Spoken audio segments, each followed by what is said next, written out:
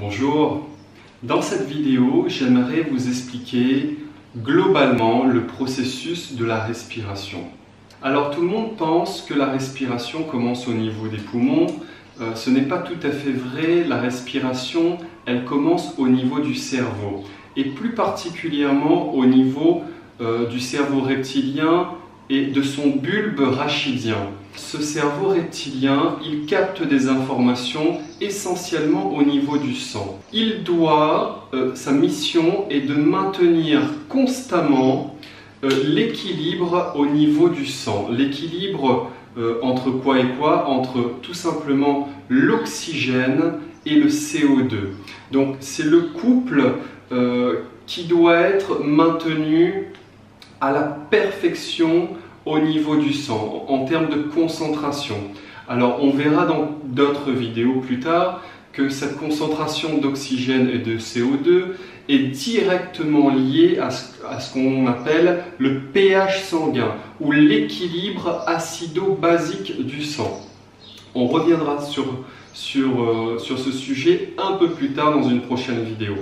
Donc il faut savoir que le cerveau reptilien, qui est en charge de la survie de l'organisme, doit maintenir constamment cet équilibre entre CO2 et oxygène.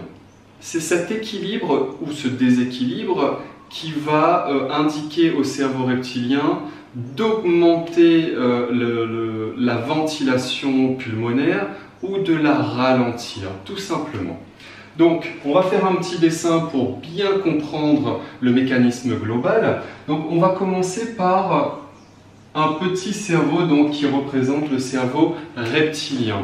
Alors, il faut savoir, je vous invite à lire le livre gratuit en téléchargement sur le site internet, Le secret de la respiration, où j'explique la variable que prend en compte le cerveau reptilien pour déclencher l'inspiration.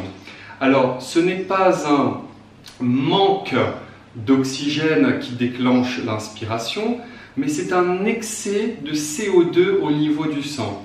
Donc, quand le CO2, la concentration en CO2 augmente au niveau du sang, elle va atteindre un moment ce qu'on appelle le seuil de tolérance au CO2. Donc, ce seuil de tolérance qui est géré par le cerveau reptilien. Donc, une fois atteint ce seuil de tolérance, le cerveau reptilien indique au diaphragme, qui est le muscle de la respiration, on en reparlera de ce diaphragme, qui va indiquer au diaphragme d'inspirer tout simplement pour rétablir l'équilibre entre CO2 et oxygène. Donc, dans ce cas précis, c'est le CO2 qui va diminuer sur l'inspiration. On reviendra plus en détail sur tous ces processus, sur cet équilibre gazeux, mais ce qu'il faut savoir, et c'est ce que j'ai révélé dans le livre Le secret de la respiration, c'est que la première variable qui détermine tout le processus de respiration, c'est votre seuil de tolérance au CO2. Donc, le cerveau va indiquer aux poumons, donc on va faire des petits poumons, hop, il va indiquer aux poumons, donc plus précisément au diaphragme, qui va s'enclencher, donc qui va faire gonfler les poumons, qui va remplir les poumons d'air, ce qui va permettre donc au sang de se réguler, donc de réguler l'équilibre entre l'oxygène et le CO2. Une fois que l'air va rentrer dans les poumons, au niveau des poumons, il y a les alvéoles pulmonaires où il y a l'échange gazeux et sanguin. Donc le gaz, oxygène, CO2, etc. vont se transférer des alvéoles pulmonaires, donc du réseau sanguin, vers les poumons et vers le sang. Donc c'est un échange gazeux qui se passe au niveau des alvéoles pulmonaires. Donc ce sont des petits sacs comme des grappes de raisin au niveau des poumons. Alors, donc ce sang qui est rééquilibré, il va aller directement au niveau, donc pas directement au niveau des cellules, mais il va passer d'abord vers notre petit cœur. Et oui, donc la respiration, est hautement lié au cœur. Donc c'est pour ça par exemple que certains yogis sont capables d'arrêter leur battement cardiaque, donc d'arrêter les battements du cœur, tout simplement en contrôlant leur respiration. On n'en est pas encore là à notre niveau, mais il faut savoir que donc le cœur est directement lié à tout ce processus de respiration. On fera une vidéo pour détailler ce processus qui est vraiment super passionnant. Donc une fois que ce sang équilibré arrive au niveau du cœur, le cœur va pomper ce sang au niveau du réseau artériel vers tout le corps humain et plus précisément vers nos milliards de cellules, dont l'objectif est donc ça c'est la petite cellule pour représenter nos milliards de cellules. Donc encore une fois, ce sang qui a été équilibré au niveau des poumons, il va servir aussi à équilibrer ce couple CO2-oxygène aussi au niveau des cellules.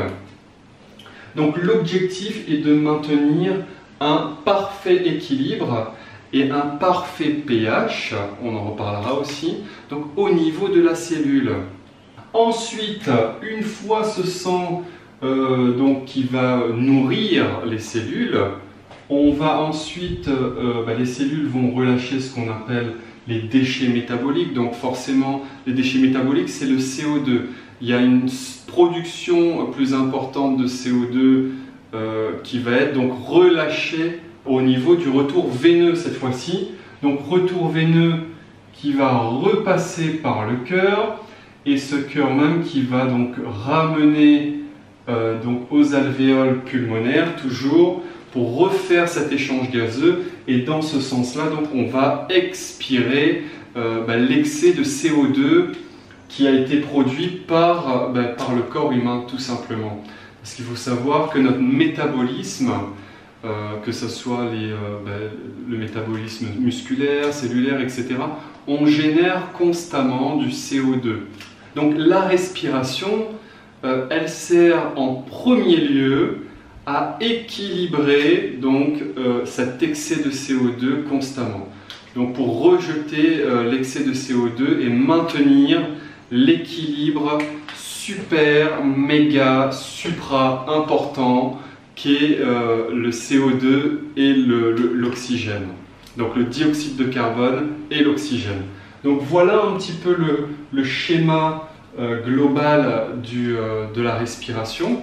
Ça sera tout pour aujourd'hui. On va détailler un petit peu plus chacune de ces étapes dans de prochaines vidéos. Voilà, je vous dis merci, à très vite.